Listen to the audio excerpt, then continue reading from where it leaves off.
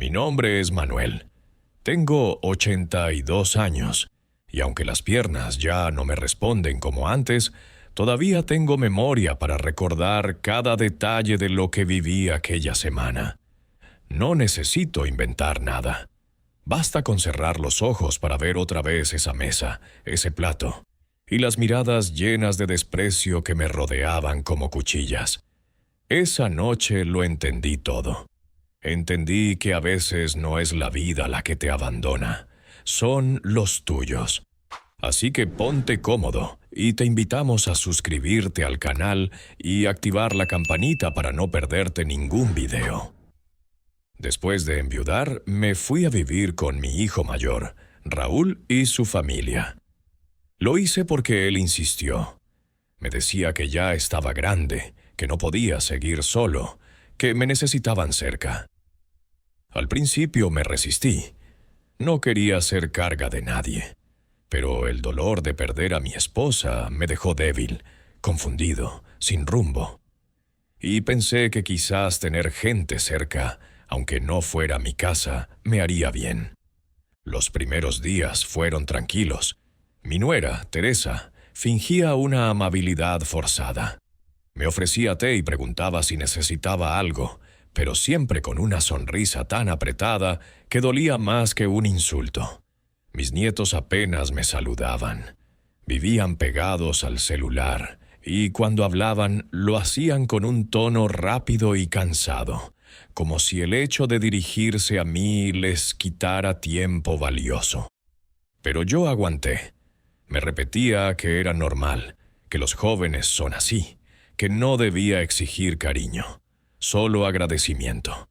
Me sentaba en la galería a ver el jardín seco y pensaba en los días en que la casa estaba llena de risas y olor a sopa caliente.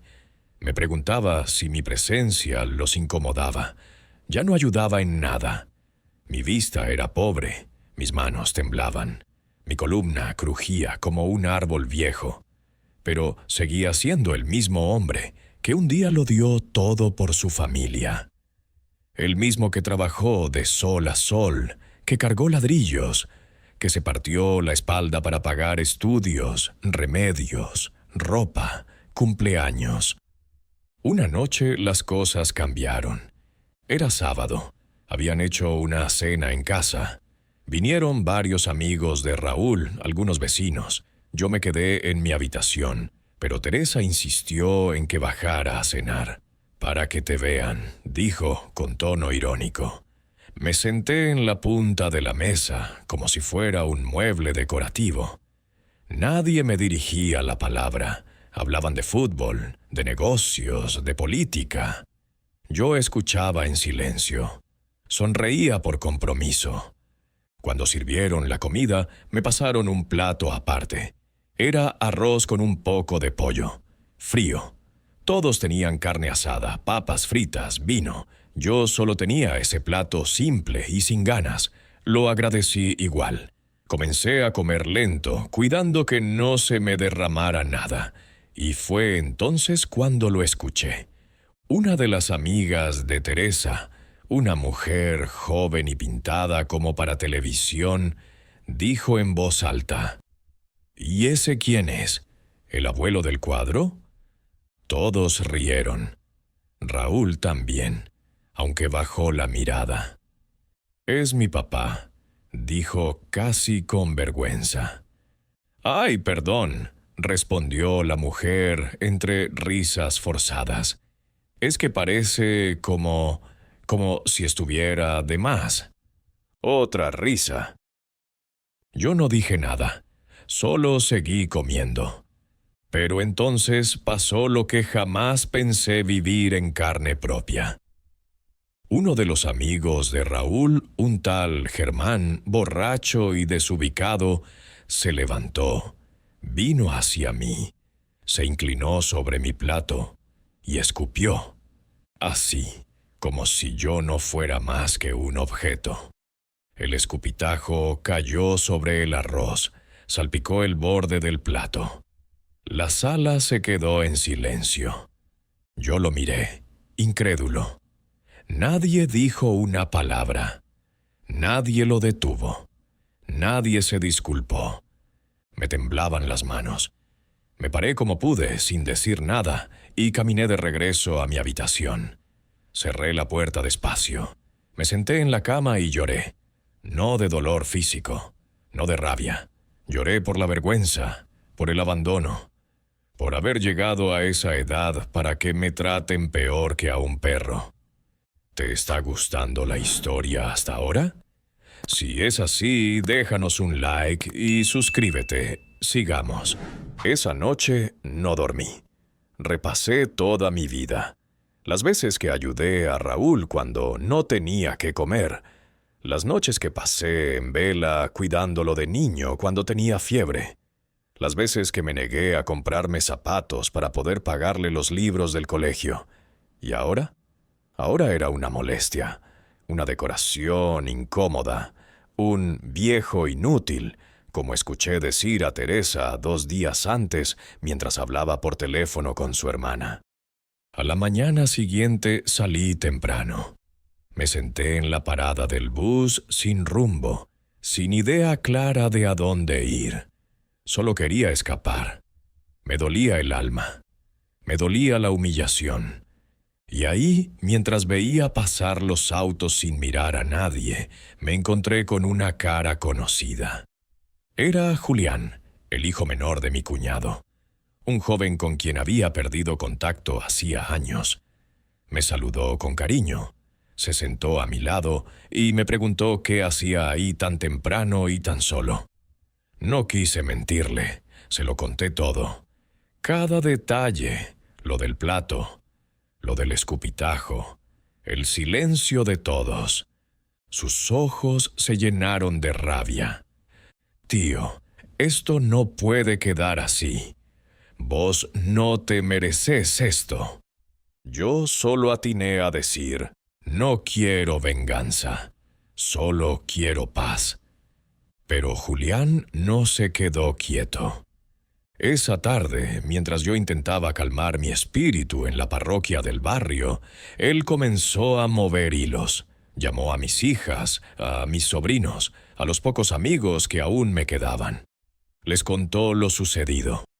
Les leyó un mensaje que él mismo escribió, donde decía: si permitimos que un hombre como Manuel termine sus días humillado, entonces todos nosotros hemos fallado.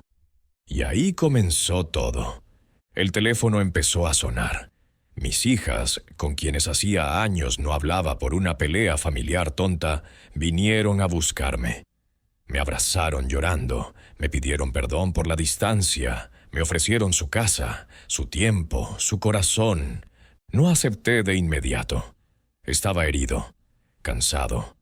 Pero esa noche, al ver sus rostros y escuchar el «Te amo, papá», sentí que todavía quedaba algo por rescatar. Lo que vino después no me lo esperaba. Raúl creyó que todo seguiría igual. Pero no contó con que lo que se hace en la sombra siempre termina saliendo a la luz. Y cuando salió, la familia tembló.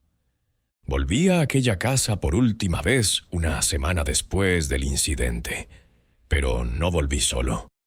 Fui con mis 2 hijas, Clara y Verónica, las mismas que hacía años no veía más que en alguna Navidad forzada, en fotos viejas o cuando me las cruzaba por casualidad en el supermercado. Habíamos tenido discusiones por herencias, por diferencias con mamá, por tonterías que se transformaron en silencios demasiado largos, pero aquella semana lo cambió todo. Cuando supieron lo que me había pasado, no lo dudaron ni un instante. Me buscaron, me abrazaron, me pidieron perdón y me llevaron con ellas. Me ofrecieron sus casas, sus camas, sus cocinas. Me dijeron que lo mío era imperdonable, que ningún padre merece pasar por lo que yo había pasado.